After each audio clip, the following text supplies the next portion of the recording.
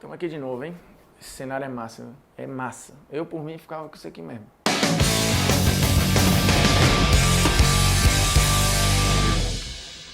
Fala moçada, beleza? Polêmicas vazias na área, já mendigando o seu like, porque no vídeo passado deu certo, batemos a meta, teremos mais um Polêmicas Vazias semanal, ou talvez quinzenal, que vai ter outro, é fato. Porém, a nossa chefia, como sempre muito esperta, começou a fazer o quê? Uma chantagem. Ele falou, Bruno, vamos fazer outra meta, vamos tentar bater a meta, já que a gente tem uma meta, vamos dobrar a meta. Eu falei, pô, aí vocês estão de sacanagem. A gente ia fazer 25 mil, na hora me entubaram 30 mil likes. Aí agora querem 60 mil likes, eu não sou o Whindersson, eu não sou o Felipe Neto, eu não sou o Cocielo, eu não sou o Felipe Castanhari. Portanto, vamos para uma meta de 35 mil likes para este vídeo. Mas vamos ao tema. Qual o melhor elenco do Brasil? Fica aí que você vai saber. Então vamos lá. Temos algumas boas opções. O futebol brasileiro, por mais que se reclame, por mais que se critique, alguns clubes conseguem ser bem organizados. E alguns clubes estão financeiramente muito saudáveis. E isso tem refletido em quê? Em bons elencos, em ótima estrutura, em competitividade. E alguns desses times beliscando títulos. Por exemplo, o Cruzeiro. O Cruzeiro tem um ótimo elenco dentro daquilo que gosta de trabalhar o Mano Menezes. O Cruzeiro tem opções para algumas posições que são invejáveis no futebol brasileiro, assim, por exemplo, como o Grêmio, que também tem um ótimo elenco e que, assim como o Cruzeiro, também faz um rodízio interessantíssimo das suas peças. E como eu falei no início do vídeo, algumas dessas equipes hoje, postulantes ao melhor elenco do Brasil, conseguem casar o elenco com títulos. O Grêmio, por exemplo, foi campeão recentemente da Taça Libertadores em 2017. O Cruzeiro foi bicampeão da Copa do Brasil. Isso sem contar que essas equipes também estão beliscando ali os estaduais.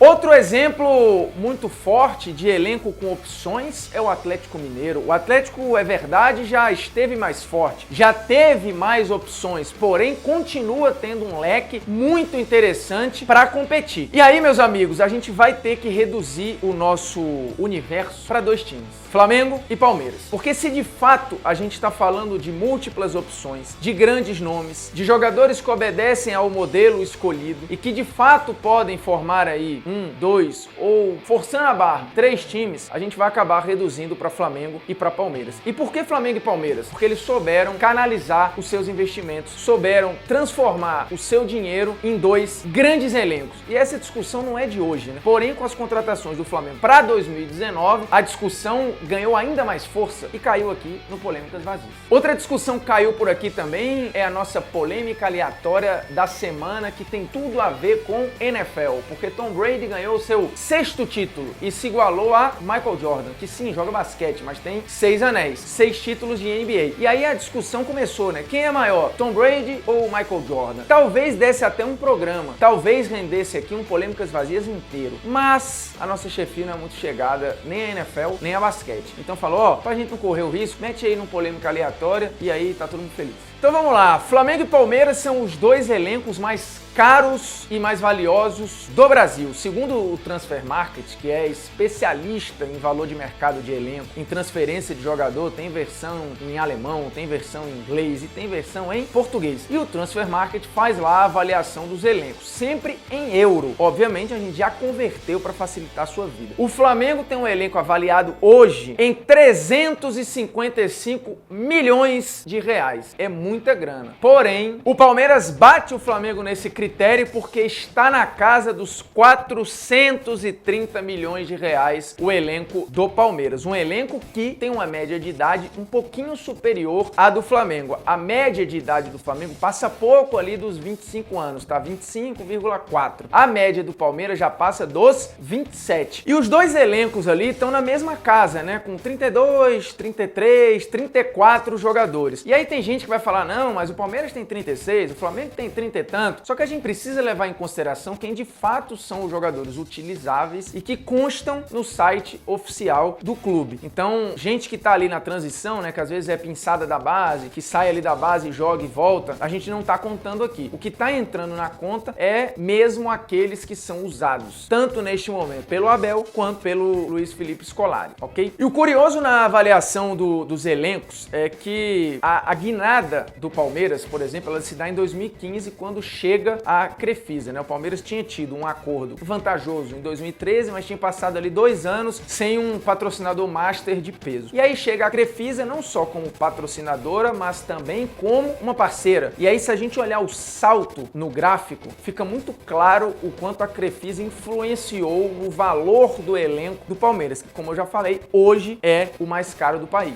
Inclusive em folha salarial. Também está batendo ali junto com o Flamengo, os dois se dividindo em salários bem salgados. De 2015 para cá, o Palmeiras triplicou o valor do seu elenco. E aí, óbvio, muito com a injeção do dinheiro da Crefisa. Porém, aqui fica uma deixa para opiniões.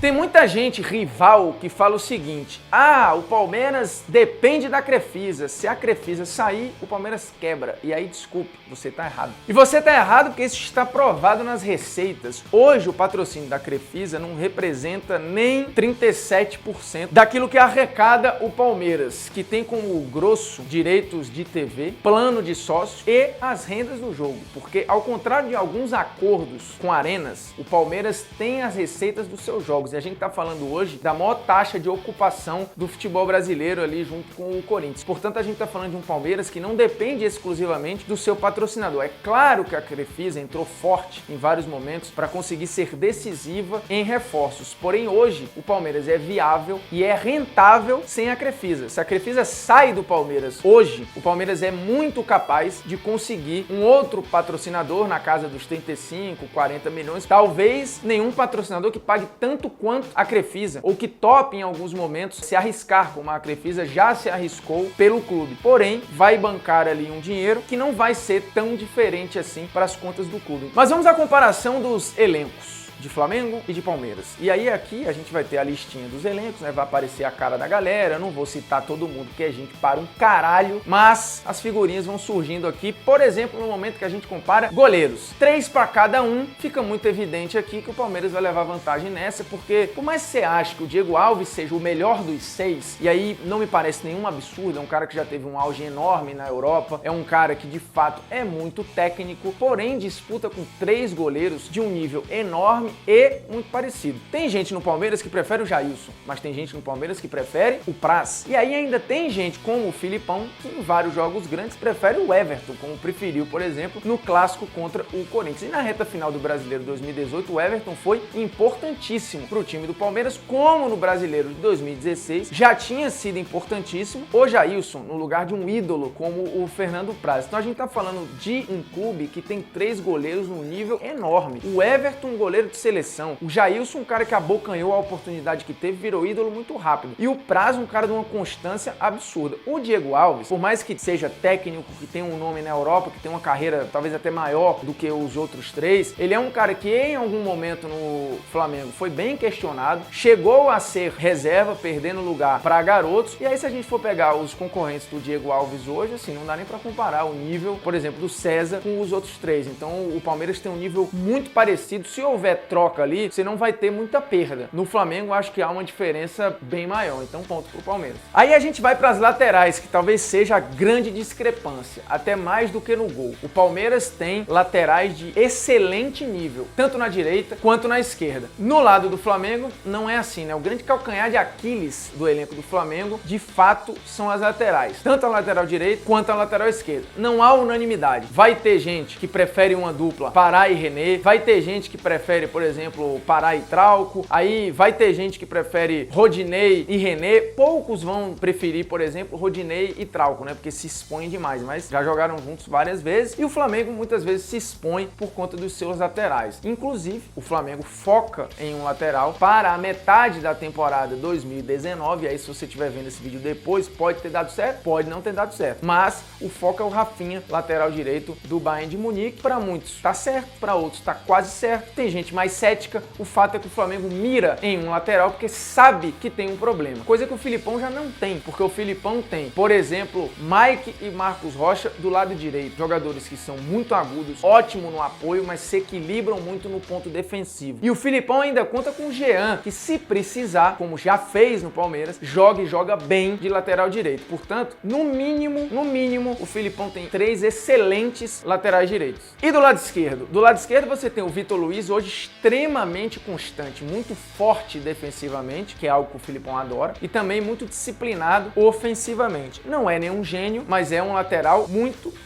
constante e que voltou para o Palmeiras jogando demais. Ele voltou melhor do que ele saiu. E tem o Diogo Barbosa, que tecnicamente talvez seja o melhor de todos, mas ainda não repetiu no Palmeiras aquilo que fazia no Cruzeiro. Mas resta pouca dúvida que, por exemplo, só o Diogo Barbosa, tecnicamente falando, ele já gera mais jogo do que René e Trauco no lado do Flamengo. Então, hoje, todos os laterais do Palmeiras seriam titulares, na minha visão, no time do Flamengo. Então, acho que a lateral é uma discrepância gigantesca. E aí na zaga a gente tem uma disputa boa. São muitas opções. O Flamengo tem até mais zagueiros hoje do que o Palmeiras, mas lembremos, o Flamengo perdeu o Hever, que não era nenhuma unanimidade, mas era uma referência, um cara muito forte no jogo aéreo, tanto ofensivo quanto defensivo. Só que o Flamengo tem um grande problema, né? A zaga do Flamengo é uma zaga lenta. Até por isso, talvez, o Flamengo tenha ido atrás do Rodrigo Caio, que é um cara de recuperação rápida, é um cara mais leve que os outros concorrentes, é um cara que já jogou de volante, tem que ter um pouco mais de explosão. Então o Flamengo melhorou nesse aspecto com a chegada do Rodrigo Caio, que também é muito forte no jogo aéreo, principalmente no jogo aéreo ofensivo. Só que aí a gente pega, saiu o Hever, entrou o Rodrigo Caio. Houve um ganho? Vai ter gente que acha que sim, tem gente que acha que não. Eu acho que houve um ganho. Só que este ganho, ele é capaz de equiparar a força da zaga do Palmeiras? Não. Se for olhar hoje pro Palmeiras, o Palmeiras consegue montar 2 duplas muito fortes e ainda vai sobrar um. E aí você tem várias formações diferentes, mas você pode ter, como jogou no Clássico, Gustavo Gomes e Luan. Você vai ter uma saída limpa com o Luan, que também é muito forte na explosão, e o Gustavo Gomes, que é muito forte na recuperação, muito forte na bola aérea. O Luan também é muito forte na bola aérea. Então aquilo que o Flamengo tem de melhor na sua zaga, a bola aérea, o Palmeiras também tem. Lembrando que no Flamengo ainda tem Juan, que mesmo machucado, tá lá com seu contrato renovado até a metade da temporada de 2019. Mas o Juan hoje, ao contrário, por exemplo, do Edu Dracena, gera menos jogo, né? O Juan já não consegue acompanhar tanto como, por exemplo, o Edu, veterano, consegue render. E aí muitas vezes o Edu tem o Juninho como companheiro, ou tem o Antônio Carlos, que talvez seja o mais fraco tecnicamente deles todos. Só que você tem uma zaga muito coesa, muito parecida, um sistema que está muito adaptado ao modelo de jogo deste Palmeiras. Então, nesse ponto, o Palmeiras também leva vantagem, porque ele consegue formar 2 zagas muito fortes, coisa que o Flamengo já tem uma dificuldade. Você tem ali o Rodrigo Caio, e aí Rodolfo ou Léo Duarte. Só que o Léo Duarte ainda é garoto, o Rodolfo ganhando um certo espaço, fica nessa disputa. E vamos para a volância, começando na marcação do meio-campo. O Palmeiras tem um modelo muito claro que precisa desta primeira figura, que normalmente é o Felipe Melo. Mas quando não é o Felipe Melo, é o Thiago Santos. Aí você pode questionar, poxa, mas o Thiago não tem uma saída tão boa, não tem um passe tão bom, o Felipe Melo tem um passe bem melhor. Verdade, o Felipe Melo é um cara altamente rodado, muito forte na pegada à frente da área, mas que consegue ter uma saída limpa. Se precisar se enfiar entre os zagueiros para fazer um terceiro homem, ele faz. Enquanto o Flamengo basicamente tem o Cuejá. Quando não joga o Cuejá, um Deus nos acuda, porque o Pires não é do mesmo patamar e todos os outros que vão tentar fazer aquele papel à frente da área para serem titulares, eles nesse momento vão comprometer. Então, em circunstâncias de jogo, quando o jogo ou tá perdido, ou o Flamengo tá atrás, ou tá precisando, você pode até tirar o Cuejá, como já aconteceu no ano passado e nesse ano, e meter o Arão fazendo o papel, ou enfim, colocar um time mais leve. Mas para início de jogo, o Flamengo tem apenas no Cuejá essa figura mais confiável de marcação, porque os outros circulam. E os outros, um deles, o Arão, tem a função de fazer ultrapassagem, né? De entrar, de se infiltrar na área adversária. E é uma vantagem que o Flamengo tem, né? Porque não há nenhum jogador parecido no Palmeiras. Aí você vai falar, e o Bruno Henrique? O Bruno Henrique é um outro modelo, né? O Bruno Henrique, ele não faz a infiltração, ele tem a chegada para bater de fora da área. Tem um ótimo passe, também fecha muito o meio junto com o próprio Felipe Melo, mas é diferente do Arão, né? Porque o Arão vai pisar mais na área, o Arão vai se infiltrar mais às costas da defesa. É um outro tipo de jogador. E aí você pergunta, quem é melhor, Arão ou Bruno Henrique? Henrique? Depende muito do modelo de jogo. É natural hoje você apontar pro Bruno Henrique, até porque foi um dos melhores do Brasileiro do ano passado. Tem gente que defende, inclusive, o Bruno Henrique na seleção. Então, nesse ponto, na volância, o Palmeiras também vai levar vantagem, porque tem o Bruno Henrique, um cara que pode ficar e pode sair mais com a bola no pé. Tem essa chegada de fora da área. Mas tem Felipe Melo e o Thiago Santos, no mínimo, porque agora acabou ainda de chegar o Matheus Fernandes. O Flamengo basicamente depende do Cuejá para essa função, né, de primeiro homem. Apesar do Flamengo jogar com dois, né, um 4-2-3-1, enfim, com algumas variações, mas liberando a outra figura. No meio, a disputa é excelente. Eu diria que para armar, para pensar o jogo, o Flamengo leva vantagem, porque o Flamengo tem Arrascaeta, Diego e Everton Ribeiro. Pro seu modelo de jogo, de valorização de posse de bola, a coisa tá mais ok. Por quê? Porque o Flamengo precisa da bola e é assim que o Flamengo vem gostando de jogar já há algum tempo. Então, ter o Arrascaeta, ter Diego e ter o Everton Ribeiro lhe dá a opção de jogar com um deles só, com dois deles ou eventualmente até com três deles. Mas são jogadores de movimentação, de valorização de posse e de passe muito apurado. No lado do Palmeiras, você também tem essas figuras, só que o modelo de jogo prejudica esses jogadores. Mas são jogadores muito versáteis. Você vai ter Scarpa, Lucas Lima, Johan e o Guerra, que hoje não é nem usado. O Guerra tá ali ao relento, né? E se chegasse no Flamengo, por exemplo, ia disputar espaço. Então, o Flamengo talvez tenha os jogadores mais adaptados ao seu modelo, mas o Palmeiras tem tantas opções quanto. Então, aí você vai ter, não um empate, mas uma leve vantagem pro Flamengo no quesito meia armador. Por mais que alguns desses meias, por exemplo, Arrascaeta e Everton Ribeiro, adorem jogar abertos. Como o Scarpa também, né? O único cara que centraliza no time do Palmeiras desses aí é o Lucas Lima, dos que têm sido utilizados. E no lado do Flamengo, o Diego. Aí você vai comparar Diego e Lucas Lima. Lucas Lima hoje tem um outro tipo de estilo, né? Um cara que tem mais explosão, que recua mais para chegar, mas o Diego também vive um bom momento no time do Flamengo, por mais que não seja o titular e que precise recuperar espaço, mas são jogadores semelhantes com idades diferentes. Então, no quesito meia de armação, o Flamengo parece estar melhor servido, só que o Palmeiras tem muita opção também. E cara que cai do lado, e aí é o que eu falo, no modelo de jogo, esses caras ficam muito prejudicados, porque a bola muitas vezes não passa pelo pé do Lucas Lima, é um jogo muito direto. Então, meio ponto para o Flamengo. Ou um ponto, vai. Porra, meio ponto tu quer apanhar, né? Aí eu acabei não colocando entre os meias ali, mas não acho que ia mudar na questão do modelo de jogo, de armar a equipe, o Ricardo Goulart, porque o Ricardo Goulart pode fazer várias funções. E aí vamos para os atacantes que jogam pelas beiradas, os pontas. Nessa, o Flamengo tá muito bem servido e o Palmeiras, aí é engraçado, precisa muito desses caras, mas o negócio não tá 100% não. O Palmeiras depende demais do Dudu, que joga pelo lado, e aí só o Dudu é melhor que todos os jogadores que o Flamengo tem nessa função. Só que é só ele, né? Ele tá muito à frente dos outros. As outras opções que o Palmeiras tem, Carlos Eduardo foi caríssimo, mas não consegue engrenar. Inclusive, já vem recebendo muitas críticas da torcida. O Felipe Pires até que tem entrado bem, mas chegou sem muitas expectativas. No ano passado, 2018, o Palmeiras tinha o Keno. Aí era excelente para ir para dentro, cortar, muitas vezes em direção à área e bater. Só que o Keno foi embora. Mas voltando aqui, se a gente tá falando até de funções, o Flamengo pode ter o Gabriel jogando pela ponta, né? Que é muito forte, fazendo esse papel, por mais que o Flamengo projete ele mais dentro da área, mas o Abel tem usado repetidamente, inclusive, o Gabriel jogando de lado. Só que o Flamengo tem Bruno Henrique e Vitinho. São pontas mesmo, de irem muito para dentro no 1 contra 1, de quebrarem marcação. Esses jogadores, e o Vitinho com a vantagem de tanto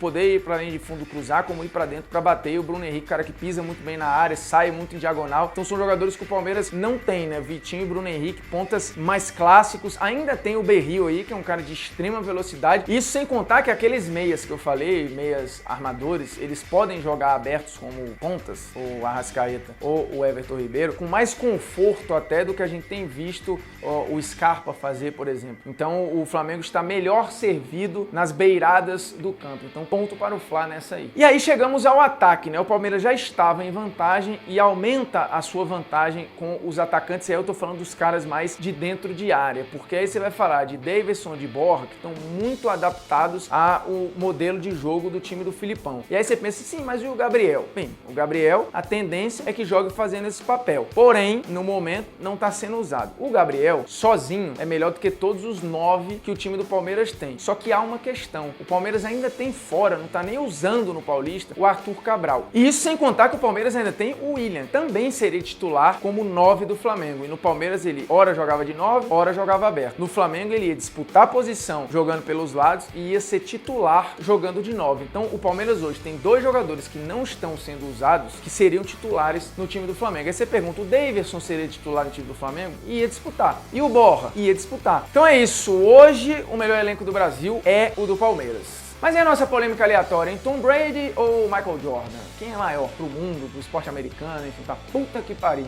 Enfim, Tom Brady ganhou 6 anéis, 6 títulos de NFL. Jordan ganhou 6 títulos de NBA. Mas quem é maior? É muito difícil fazer o que o Tom Brady fez. E é muito difícil fazer o que fez o Jordan. O Jordan chegou a 6 finais, ganhou as 6 finais. E enquanto ele esteve fora do time do Chicago Bulls, o Chicago não ganhou nada. E nunca mais voltou a ganhar depois que ele parou. E do outro lado, o New England Patriots também nunca tinha ganho nada sem o Tom Brady. E tudo que ganhou foi com o Tom Brady. Porém, o Tom Brady chegou a 9 edições de Super Bowl e ganhou 6, ou seja, perdeu 3. Porém, o Jordan foi mais vezes MVP, ou seja, foi mais vezes o melhor jogador da temporada regular do que o Tom Brady. E o Jordan também foi mais vezes melhor jogador das finais, dos playoffs da NBA. Portanto, na hora que o pau cantou, que apertou, o Jordan foi exigido e correspondeu mais vezes que o Tom Brady. E na temporada regular, a mesma coisa. O Jordan também perdeu menos em playoffs do que o Tom Brady. E tanto o Jordan quanto o Tom Brady foram 14 vezes indicados ao